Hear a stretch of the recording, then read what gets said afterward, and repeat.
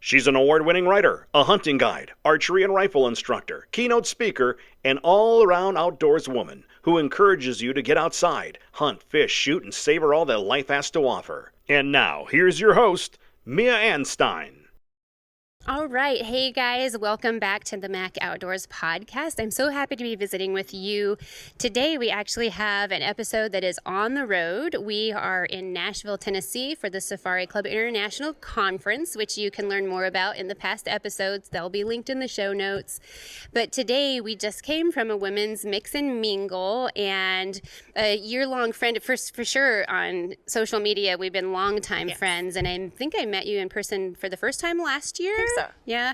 But anyway, I have Jennifer Dums here, and we're excited to share a little bit about convention, but also about the big things that you've been doing, because you're just exploding on social media. So if you would you introduce yourself to my audience? Sure.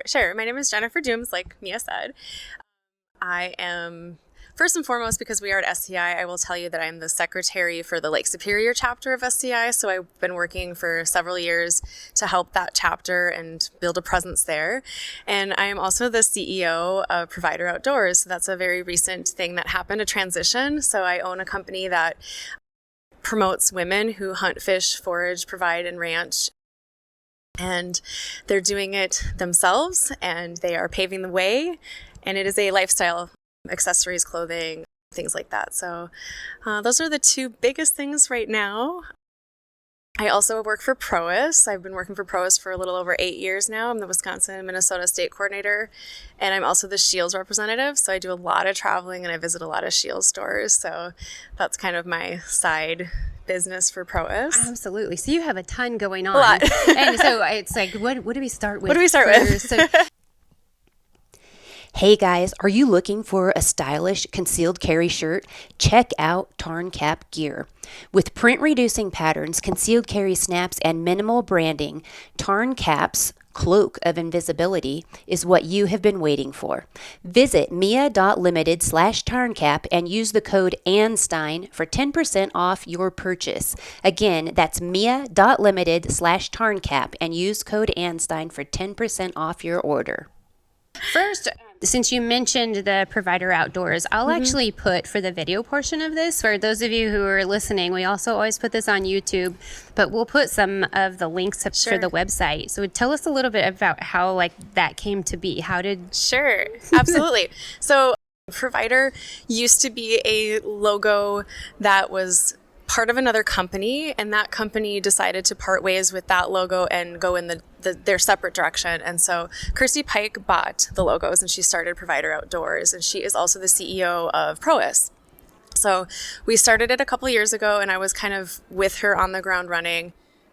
I have a very small little staff group that helps promote, but it's mostly lifestyle wear, like t-shirts, leggings. We have coffee mugs and pot holders and anything that can just kind of help spread the word about women doing great things in the outdoors. And then just a few months ago, back in October, she just decided that she couldn't do it anymore on her own and decided to give it up. And I purchased Provider from her, and I'm just really excited to kind of get the ball rolling and just sort of almost start over and just see what we can do with it. Yeah. Because it's not only just about selling a couple of t-shirts. I really want to make it more about a brand that is there to support women and encourage them and inspire them to do all of these things on their own in the outdoors. So yeah, and so that fits perfectly with the other stuff you're doing, as you said, mentoring and stuff. And so with Provider, you said apparel and messaging. Are you combining the two, or is it going to be separate? I think it will be kind of a big collaboration. Okay. Yeah. So we'll try to integrate maybe some trips and hunts and mentoring women, shooters or fishing and things like that. So yeah, I hope to have kind of a collaboration. Cool. And with the mentoring stuff, with that, do you have like an organization, or you've just been out there mentoring?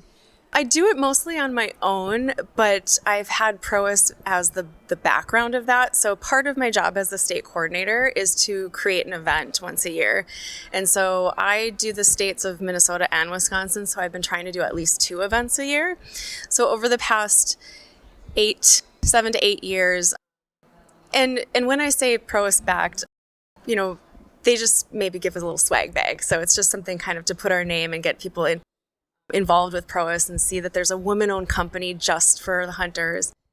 Yeah, I've put together close to 20 events in the past 7 to 8 years. That's hunting, fishing, bow fishing, like all these things. And I've taken almost 140 women out. Awesome. Yeah, and a lot of them are first-time shooters, first-time fishing, first-timers. So it's really exciting for me to see them embrace their very first hunt. So super cool. Yeah. I love that too. And we keep talking about Prois, and a lot of people, they don't know how to say it, Prius or Prois, or they don't know. But Sure. For the listeners, can you tell them what Prois is? Because I too used to be an ambassador of Prois. Yes. But because Kirsty and I are great friends. Yes. But will you let the listeners know? Because I don't know if we've had an episode about Prois yet. Sure. So Prois Hunting Apparel has been around for a little over 15 years, and it's one of the only hunting apparel companies that is built for women, just for women. It's not a men's company that decided to have a women's line or something like that. Right. So, and we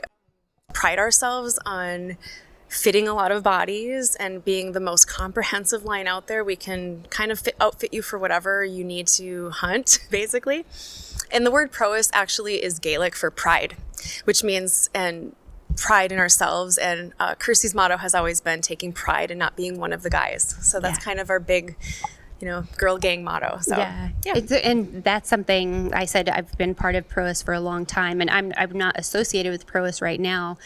But it is a Colorado-made company also. Yes. It started out in Colorado and has grown from there. Yes. And so they're not sourced in Colorado, but the company was based in Colorado. Right. So that's something for any Coloradans that are listening. Yes. We love Prois just because of the industry that we're in. It's a homebody feel. Yeah, it's a home thing. And a lot of the growth that I've seen over the years is, we started out with our basics of our hunting gear, a lightweight, a midweight, a heavyweight, a rain gear. The rain gear that she first made was outstanding. Yes. And now it's grown so much that there's even upland gear and all kinds of stuff. I mean, you probably know even more about the line now than I have. There's so many aspects to it now. It's anything you could think of, from ultralight to heavy, like you said, upland.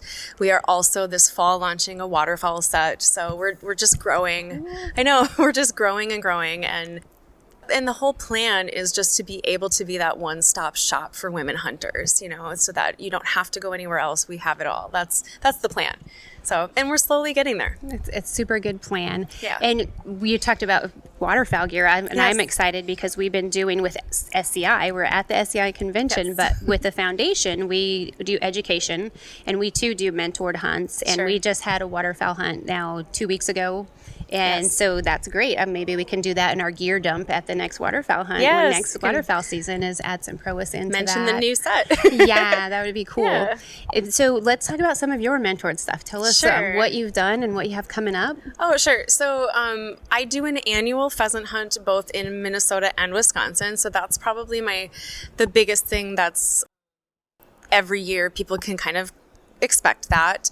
And I have anywhere from 5 to 15 ladies on the hunts. And the past couple of years, I've been really lucky that the hunts have, I call them maxed out, because about 15 is a good enough group that I don't want to go too big. So the last couple of years, I've maxed out on those, and that's been great.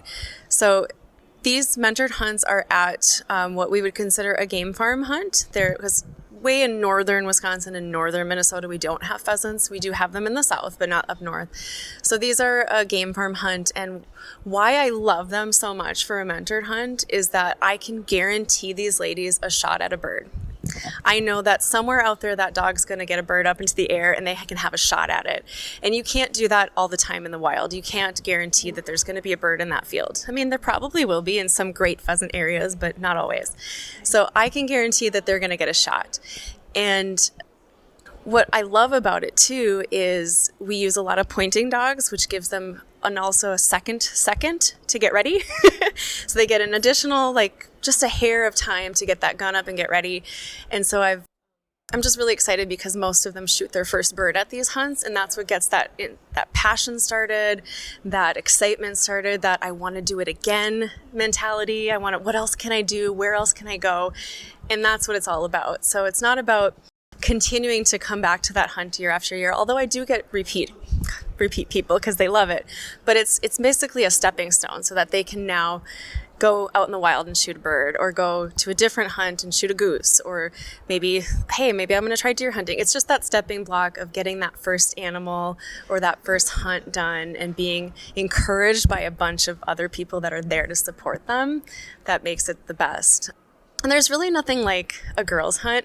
For anybody who hasn't been on one yet, there's nothing like it, because the camaraderie, the excitement, the support, when a girl shoots their first pheasant, it's the whole field erupts in just, way to goes and congratulations. And, we're all just hooping and hollering, and there's nothing like it. So if you haven't been on it and you've been kind of on the fence, jump in and go, because you won't be disappointed. Some of the other hunts that I've done or mentored have been a little bit more on the actual wild type hunts. We've done hog hunts, we've done bow fishing, we've done deer hunts. And these are all fair chase type things. So I can't guarantee you're going to see anything, but we always have a great time. So there's always a great time. Absolutely. So can you tell us a little bit about the logistics of Sure. an event?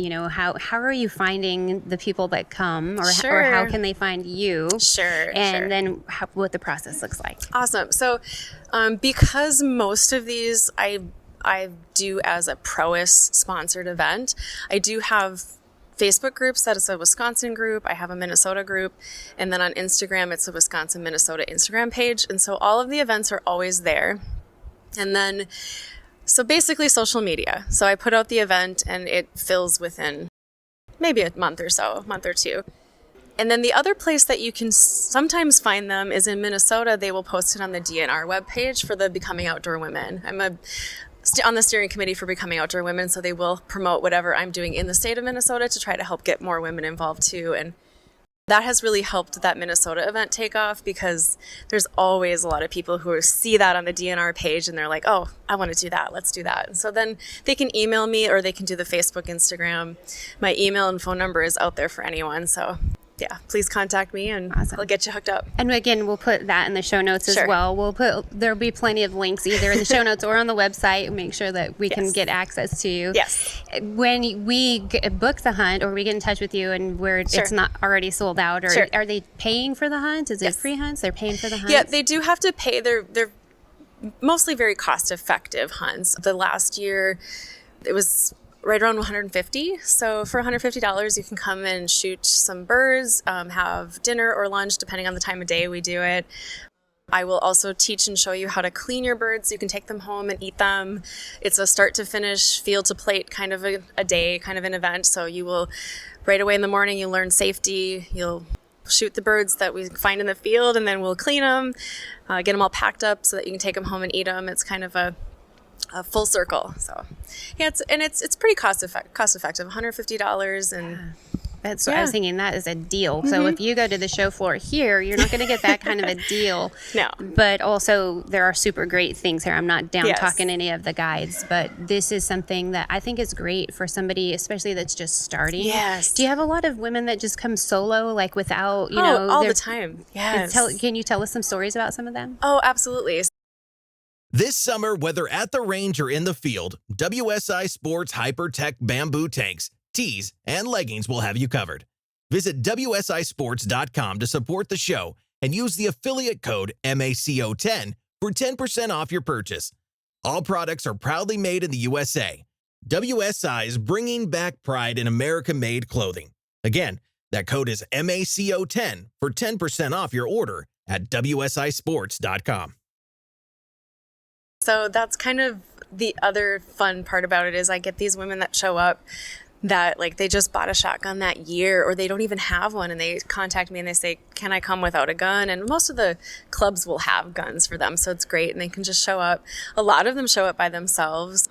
I had a lady this year at the Minnesota hunt that just moved to Minnesota from a different state and doesn't know anybody, and just saw my hunt on the DNR webpage and just signed up and showed up. Didn't know anybody, has never hunted pheasants before, and we got her first bird, and it was just amazing. So, it's a great stepping stone. It's a great first hunt to do if you've never never stepped out of that comfort zone to do it. So, Yeah. And I specifically asked you that because to me, I think it's very courageous to do that. And a lot of women are really nervous, but in the mentoring events that I do, and not just with the foundation here, I do a lot of other things. And there are always women that come by themselves. I mean, some of them travel all the way across the country to go to these events. But the thing is, when you go, right away, you're going to have this family. It's like a new extension and a new set of friends because you have this shared experience together. And then afterwards, it's like everybody's staying in touch. They want to know how you're doing. And maybe you're going to come again, like you said, summer returns. And so if you're listening and you're on the fence, as Jennifer said, if you're on the fence, like look for either one of your events or one of these mentored events, which reach out to either of us and we can suggest others, or if you can't make it to Minnesota. Yeah, I still keep in contact with the people who came on my very first hunt almost 8 years ago. So it is a family. It's immediate sisterhood. Yes. And I love it because we don't have the egos. It doesn't seem like there's no egos there. Everybody just wants to see everyone else be successful. Absolutely. And it's super exciting. So do they need to be a part of the Prois community, or do they just kind of assimilate into that? Oh, that's a great question. Absolutely not. If you don't even own or have never heard of the word Prois, you can still come. It's just a great opportunity to maybe learn about it, especially if you didn't know there was a company that's just for women and hunting. So, and oftentimes I will bring gear for people to look at too, because it's a great time to kind of see some things or see the upland gear. If you didn't know we had upland gear and things like that. Our upland pants, our brush pants are one of our best selling items. And so a lot of times I'll bring a couple of pairs for people to look at, because if they haven't tried them, that's a good place to try it, and they'll probably fall in love with them. They fit perfectly. So always looking for clothes. It's always that fit looking. well. But yeah, they don't have to, and you don't have to wear Prois to be at the hunt. It's just mostly the sponsorship. So and that's a great place to connect with people, is during the Prois stuff, even if that's like the sponsor of the event. That's great. I also wanted to ask you about some of your personal things that you've been up to, because as I said, she's blowing up all over on social media. Like I see you everywhere. So tell us about some of what have you done the past year? Because you've done a ton. Okay, and then I want to know what you have coming up this year. Sure. So as far as like hunting or fishing or whatever you're doing, you're doing a lot. Yeah. So this past year, I was able to go on a couple of different hog hunts in a couple of states. I did a great deer hunt in Missouri, and I did some really good fishing trips this year. The pheasant hunts, goose hunts. I had a lot of great hunts this year. I also, as a steering committee member for the Becoming Outdoor Women, I participated in some of those workshops. We're teaching women wild game cooking, and so channeling my mentorship into those types of classes and sharing with that. I also try to be involved with the Pheasants Forever chapter that we have in Minnesota. We have a women's only chapter, Legendary Longtails, and I'm one of the founding members. It's only been around for a few years. I believe we maybe just celebrated our 5th anniversary. That's a great group of women out there trying to support conservation. Yeah, what else have I done? I just wanted to mention too that I just had an incredible honor this past month. I was invited to this women's empowerment gala that I literally thought I was going there to support women and have this great time and just be all about women empowerment. And I had no idea that I was winning the Empowerment Powerhouse Award for 2024. So I got up and I got this really beautiful award, and I was so excited. And it was very humbling, because I think we as women maybe sometimes have a little bit of imposter syndrome. Like we don't feel like, oh, I'm not doing that much, or I don't do a lot, or I'm not out there, or, you just sort of kind of downplay it. And then you just realize when something like that happens that you've really touched a lot of people's lives, and you've really mean something to somebody, and what you're doing and all the things that you do and all the work that you put in is actually meaningful to somebody else, and it really warms your heart. And it just makes congratulations. Thank you. That's awesome. Just makes me feel I missed that one. And if you shared it, I'm sure you shared it, but I must have missed that one. That's okay. Awesome. Thank I think you. that's super cool, because you're very well deserving. Thank you. I appreciate it. And as you said, sometimes you you don't take credit. But, and I mean, so God tells us that our job here is to help other people. I mean, Right. basically, we need to be outreach and help other people. Right. And you're doing that. Yeah. And there's no definition of how, you know, it doesn't have to be money. It doesn't have to be, Right. you know, there's all sorts of definitions. So it's really cool Yeah, that you got thank an you. award for that. I think that's super Thank you. cool. And I heard this motto from a friend and her business, and I'm not stealing it, but it's like words to live by: inspire, empower, and just try to help and try to be that person that is uplifting, and always being that person to cheer somebody else on, and not make it about my accomplishments, but what can I do to help you succeed? Right. So. Right. Yeah. And I already know that you don't do what you do to receive an award. Right. And so when you do things like that, receiving an award actually is kind of mind-blowing, and it is a big deal. It is. Yeah. It is. It's like one of those, you just take a step back and you think, wow, I just didn't think anybody thought what I was doing was important. So it's very humbling, and it's very exciting to know that people appreciate you. Yeah. Yeah. And so what do you have coming up this year? Do you have trips or events, or what do you have coming? Sure. I do have some things planned this year. I am going to Alaska to fish, which I'm super excited about. I've never been to Alaska, Awesome. so I'm excited. I am planning on returning to Wyoming to shoot pronghorn with my bow. We've done that once before, and I'm a little bit addicted to pronghorn hunting. So, and then I possibly have another hunt this year, but I kind of don't want to talk about it till it's set in stone, because I'm kind of one of those. I'm just gonna let God take care of that and see if I draw the tag, and then we'll talk about it. So I do have some things planned, but I'm excited for. Yes. Awesome. And so how long have you been hunting, or did you start angling first? What's your process into the That's a great question. sportsman industry? That's a great question. I've fished since I can remember. I remember my dad taking me as a little girl and, catching my tiny little bluegill and wanting to keep it because it was so cute, things kids do. Cute So fish. it's a cute little fish. How can I keep it alive? And my dad's like, we're going to eat that. So, okay. So I grew up in the UP of Michigan, and we grew up kind of the field to plate home life. My parents had a huge garden. My dad fished, he hunted. So I've been around it a long time, but it was always sort of like the men hunt. So I never hunted until I was an adult. Same. Yeah, same.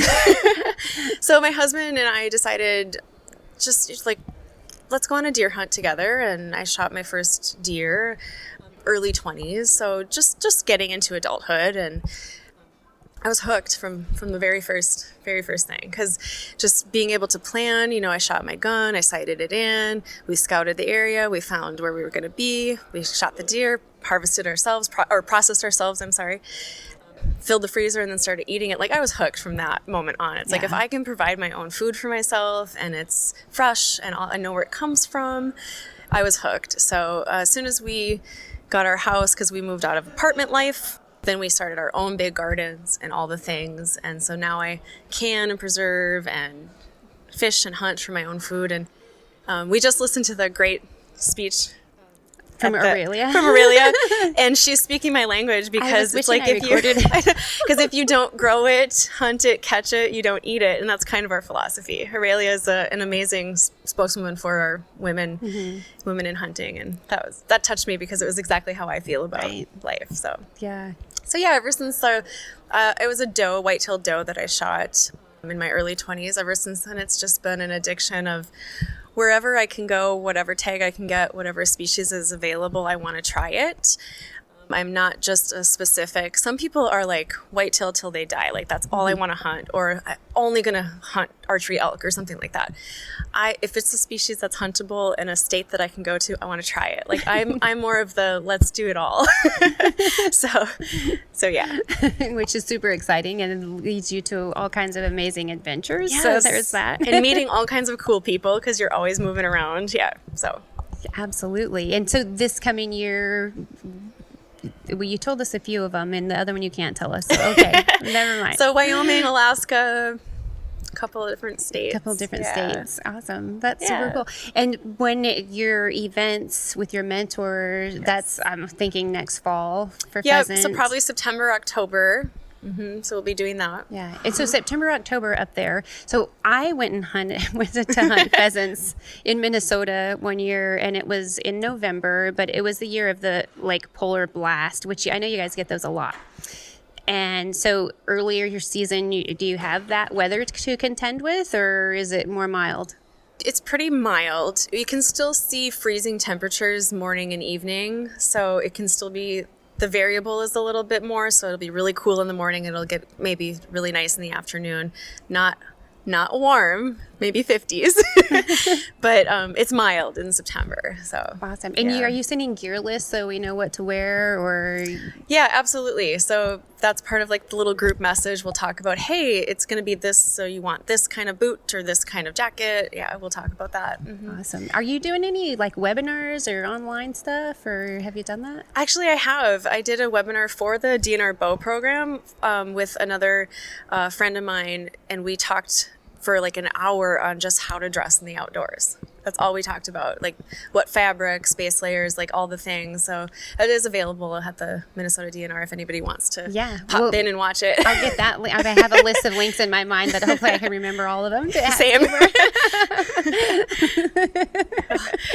So let's talk about the SEI convention and Sure.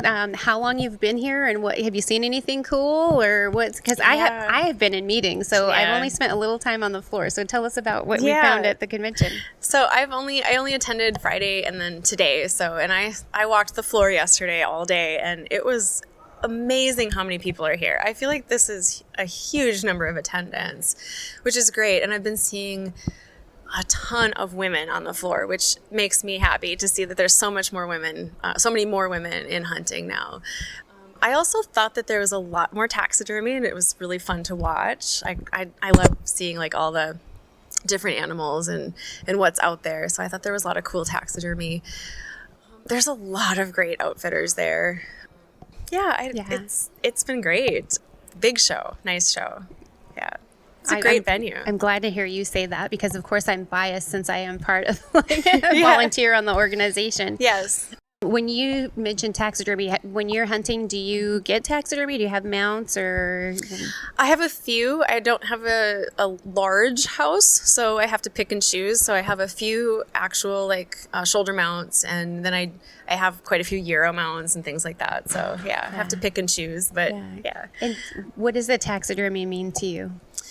Oh, that's a great question. One trick question just to get you wound up before what we does finish. it mean to me? One word, memory.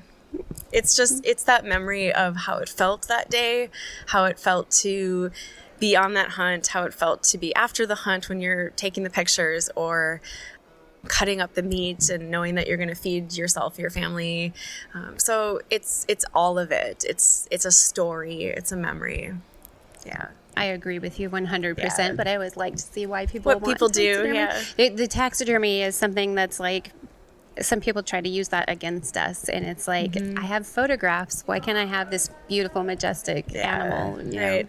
I also think it's another way to honor them, which is something that the anti-hunters don't understand. Is it's a great honor to keep that animal a part of your life for the rest of your life. Like they don't understand how much we respect their life. They gave their life for us to eat and to have these amazing adventures and things like that, and also to support conservation and keep the numbers where they're supposed to be. And so it is an honor. We take them home and we place them up on a pedestal, so to speak, no pun intended, but to honor the fact that it's a part of our life and they're feeding our families. And so it's difficult to speak to an anti-hunter because they will never understand that and they don't want to understand it. But it's an honor.